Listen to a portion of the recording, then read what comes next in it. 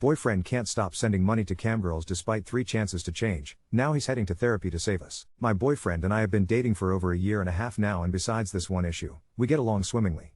I love this man so much and know that he loves me, but he has hurt me for the possible last time. This is the 3rd time he has done this and I am sick with rage and don't know what to do. A bit of backstory: I am his first serious relationship ever. Before we got together, he was messaging Camgirls since he was 17 and sending them money. He is a real sweetheart but not too social. I was the one who made the first move and asked him out a month into our relationship. I was on Twitter and connecting my contacts. I added his email and an account with the handle Steam for Mayhem, not the actual account but along those lines, came up. Curious, I clicked on the account and was shocked beyond belief. I don't have the energy to go into what the fine dom community is like, but do a quick Google search and you'll get the idea. That's what his account was like, and also had pictures of himself in sub-clothing. The account had not been used in 2 years, but I was still upset about it. I talked about it with him and he was extremely remorseful and said he was too embarrassed to tell me. I forgave him and said that if he had questions or concerns to talk to me and that I would not judge him for his past. He deleted the account. Cut to 6 months later, I have his phone and I'm using it to find a place to go to breakfast.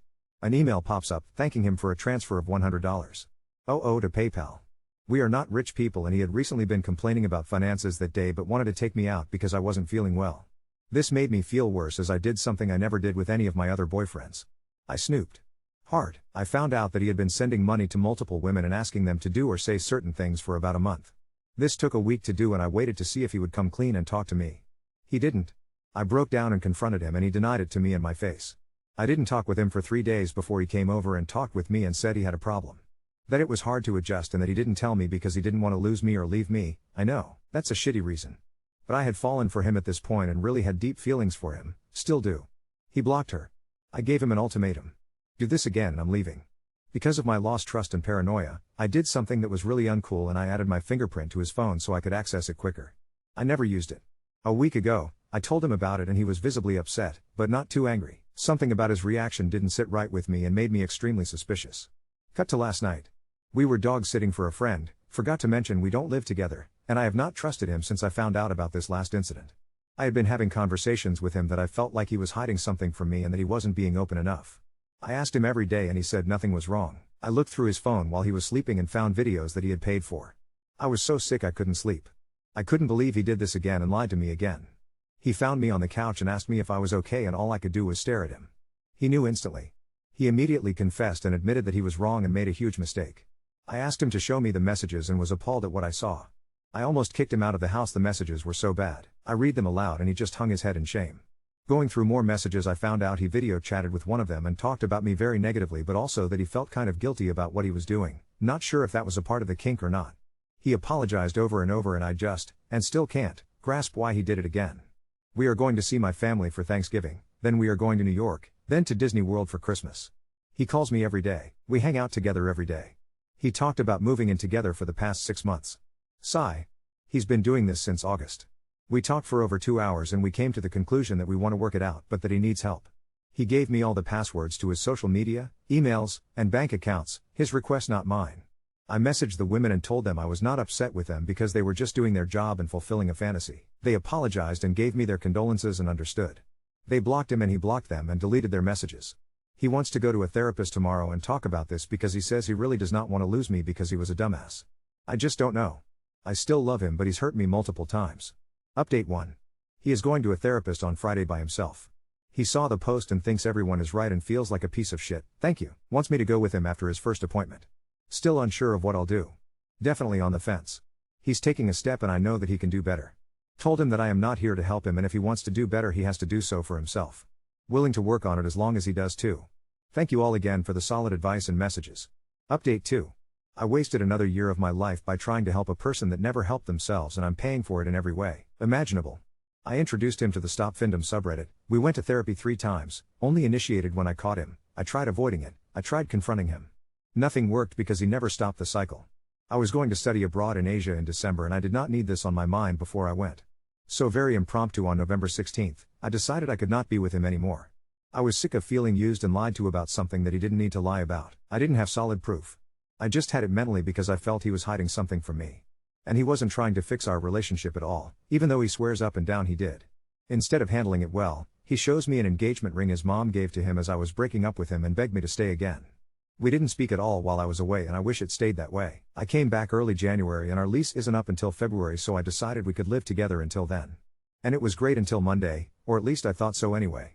We were talking openly about our feelings and he kept apologizing for everything that went wrong. He still wanted to be my friend. Hard no, it wasn't until this last Monday that he got a new phone and switched over his SIM card to his new one.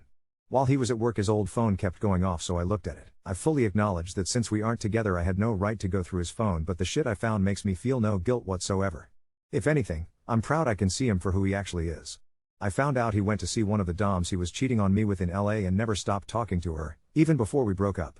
And in $15,000 in debt from sending multiple doms money, SN, he always told me one of the traits he doesn't like about me is how badly I handle money. Har, projecting much? After I saw this I puked, packed a bag and left. I texted him that I am leaving, and unless it was about the apartment, I never wanted to hear from him again. We've been avoiding each other since. I've been slowly moving my things out and putting it in storage, and I just feel emotionally defeated. I went through 3 months worth of messages and found a few interesting things other than the nudes, videos and pretty subpar sexting. He acknowledges that he lied and that he had an intimate connection with her. To which she replies, that's called deceit, not cheating. He's glad that it was her. Glad that he can finally make someone happy. Glad he can please his goddess. Glad to be free. Upset that I never understood him. Wow. What a goof lol. He is so disillusioned and addicted to this lifestyle that he genuinely believes she cares about him and that he's in the right. He thinks she's actually his friend, while she goes out to dinner with her boyfriend with his money and using him for emotional support, something he complained about to her about me.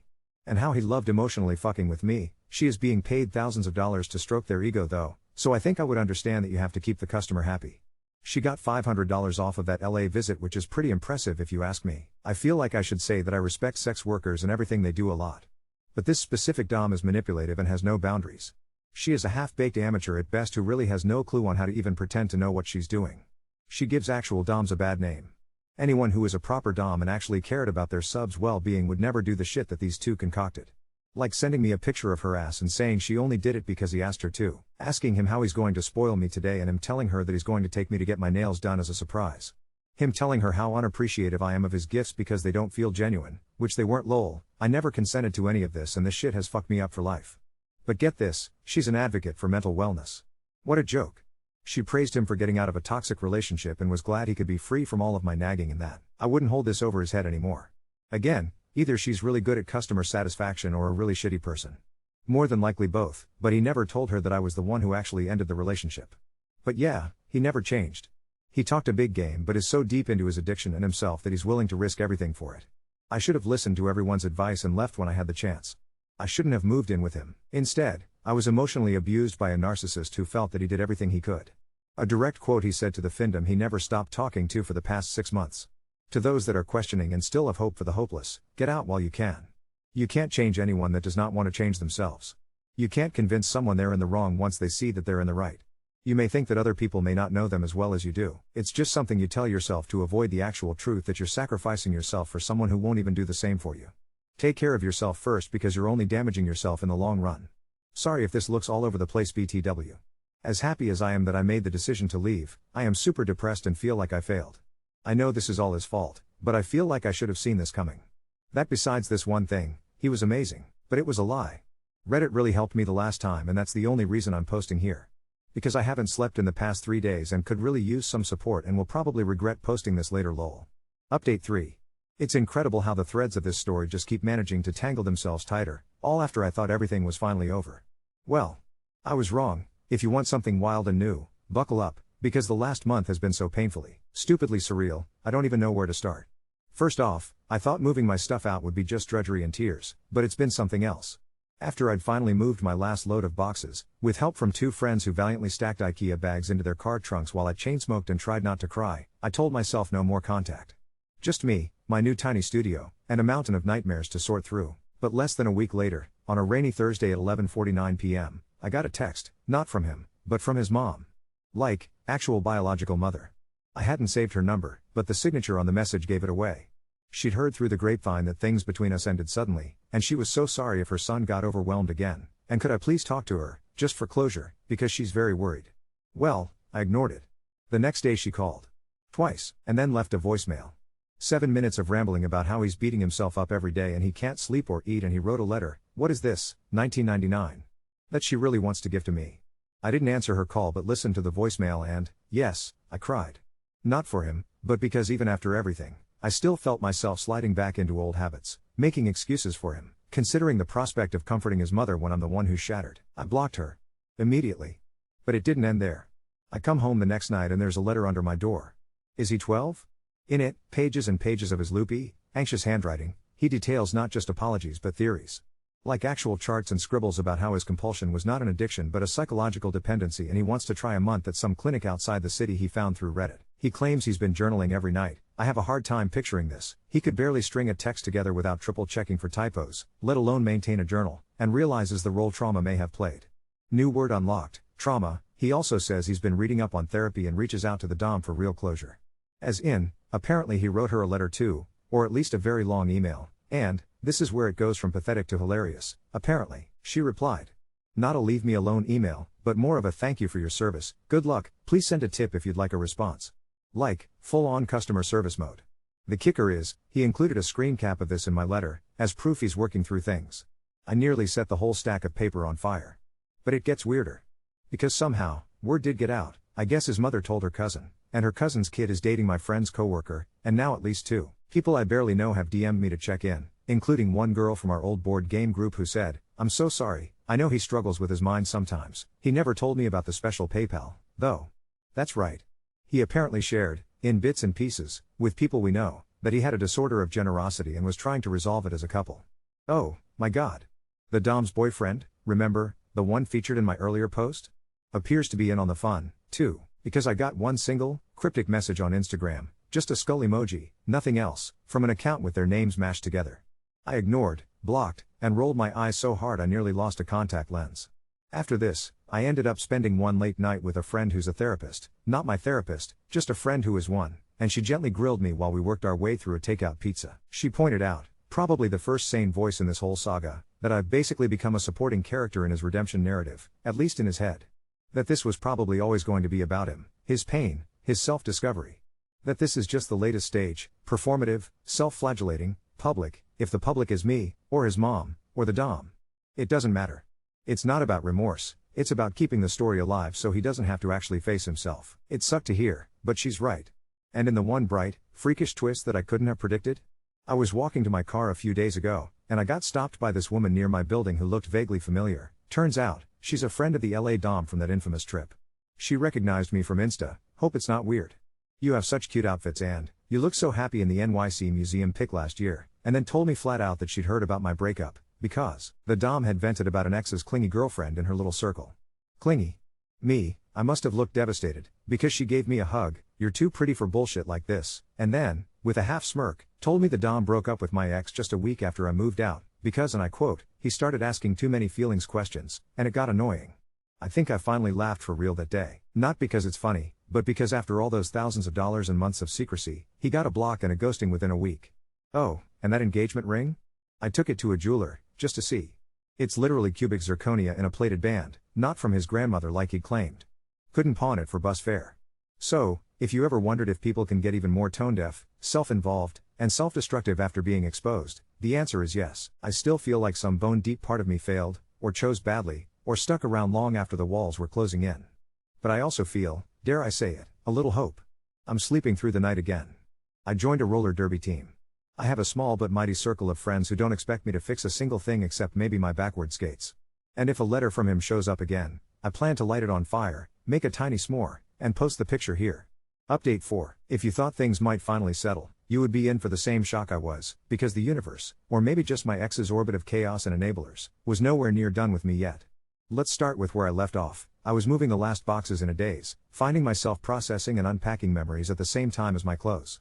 My new studio is shoebox sized, but the lock works and nobody gets in who I don't let in. Aside from that, I had successfully noped out of all mutual friend events, and I was dead set on never crossing streams with him or anyone in his little findom circle ever again.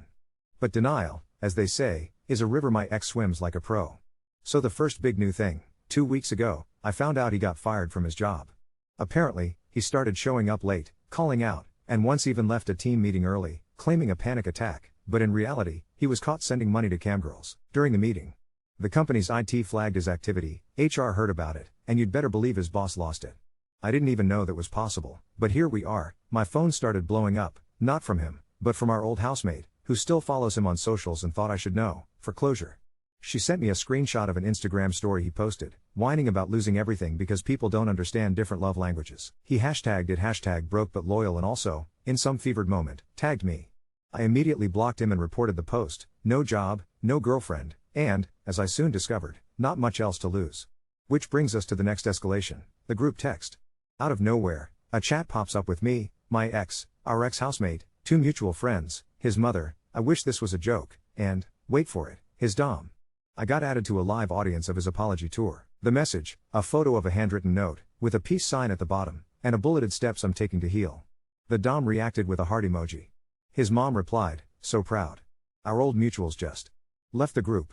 I did, too, but not before muting it so I could see if anything else imploded. I thought, surely that's the last of it. Of course, I was wrong.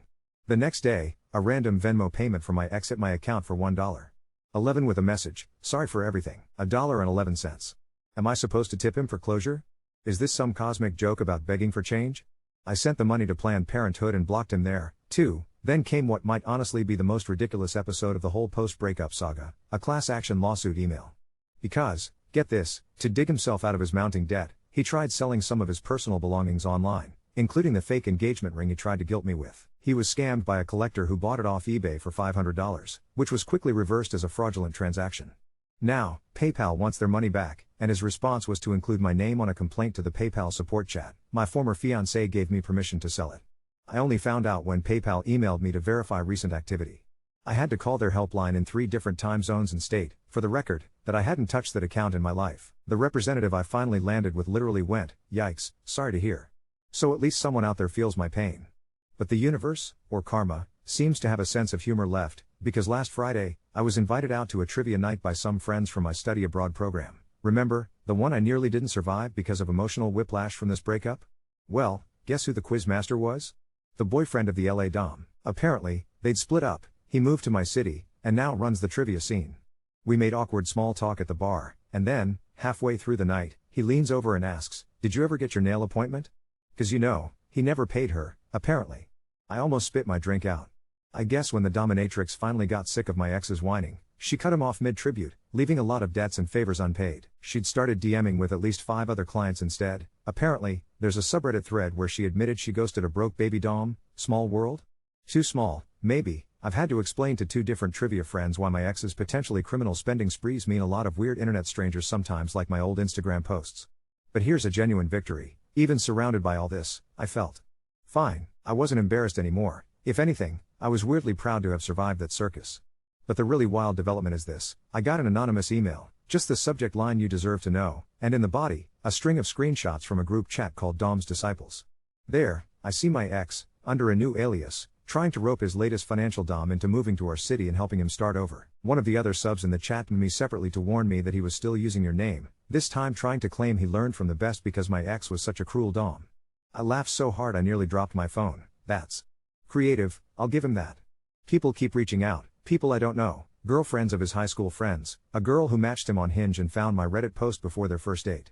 I've had women thank me for saving them. Some of the doms, too. 2 different women reached out, both of whom had cut him off cold, telling me if this is what you went through, you're a legend for surviving it. One offered me free tarot readings forever. I may take her up on that. I need all the help I can get. So, to sum up, in the last month, I've been pulled into almost every weird loop you could imagine. His spiral is public now, in the way only the most online disasters can be. He's lost friends, his job, and, shockingly, the respect of even the dom community he idolized. I, for my part, have gained friends, a little pride, a fantastic roller derby nickname, and the hard-won ability to laugh at the most absurd, humiliating parts of my own past. And him? I guess the estranged, apology-spamming, internet pariah version is right where he belongs. I haven't heard from him in over a week, but I did see, courtesy of the same housemate, a Facebook post, sometimes you lose a queen by playing with pawns.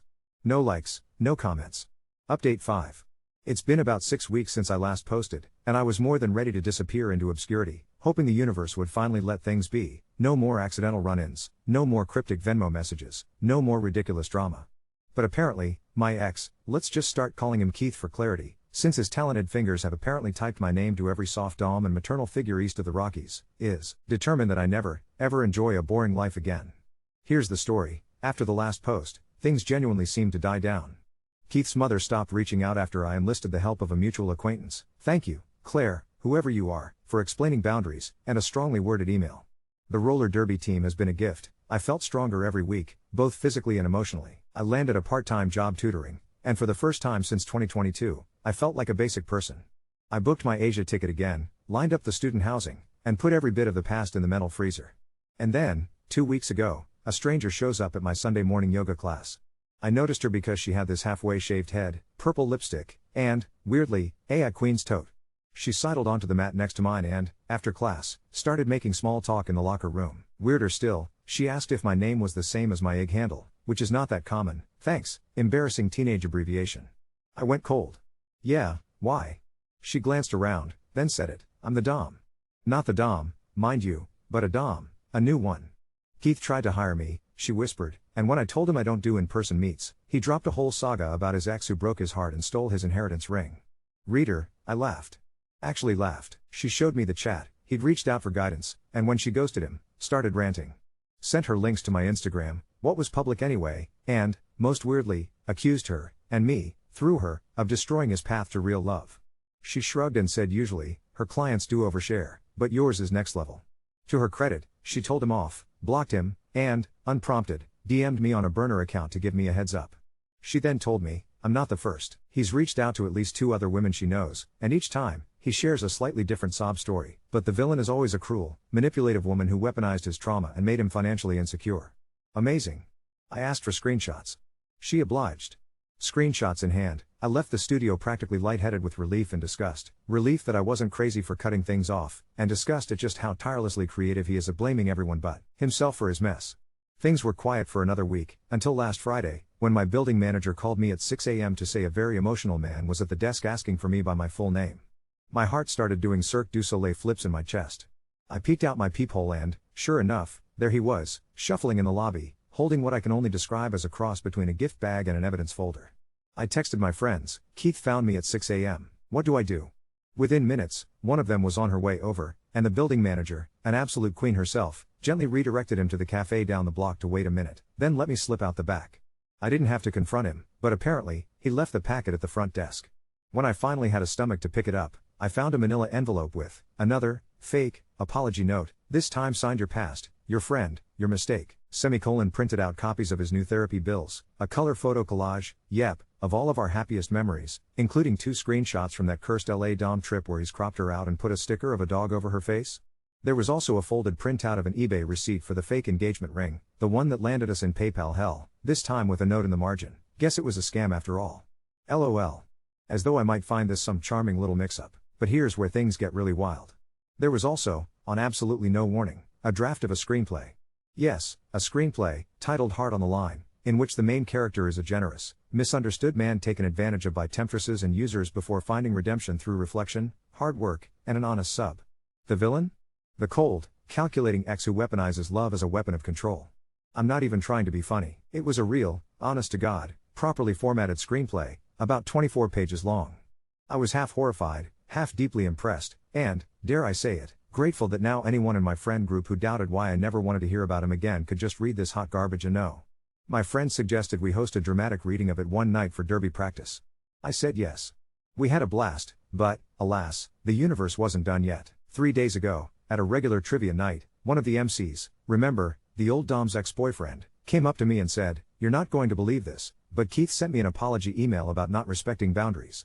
Turns out, he'd reached out to pretty much everyone I'd touched in the city, delivering rambling, excuse-heavy closure documents, sometimes with attached movie treatment, to set the record straight. 2 other women on my team got weird apology DMs, including one who had never even met him, just liked a photo of us on IG in 2021. It's as if he's trying one last time to cultivate sympathy or, more likely, control the narrative for anyone who still knows me. He also keeps trying to resell the ring. It keeps getting flagged. The universe is a circle, the last straw? Yesterday, a mutual friend texted me a Reddit post. Yes, on this very sub, an anonymous account posting a side of the story, written so poorly even the Dom community downvoted it to hell. My friend asked if it was about me, since the details were, let's say, a bit on the nose, lands in debt for love, sabotaged by gold diggers, yada yada. I laughed so hard I scared my cat. The comments shredded him. One Dom, maybe even the yoga studio one, actually replied, If anyone makes her derby team shirts, put weaponized love on them. I might, it's been a circus, is what I'm saying. I keep thinking I'll wake up and the main drama will finally end, but Keith always finds a way to double down and create chaos even from afar. He's not just addicted to the dom thing, he's addicted to the drama, to being seen as the wrong party, to keeping himself the center of attention for anyone left who'll listen.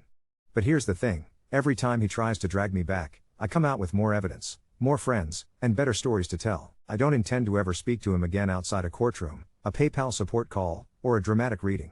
I'm leaving the city for Asia soon, and if anyone asks about my past, I'll just show them the screenplay and let them guess how much was fiction. I finally sleep, finally eat, finally feel excited about something other than escaping.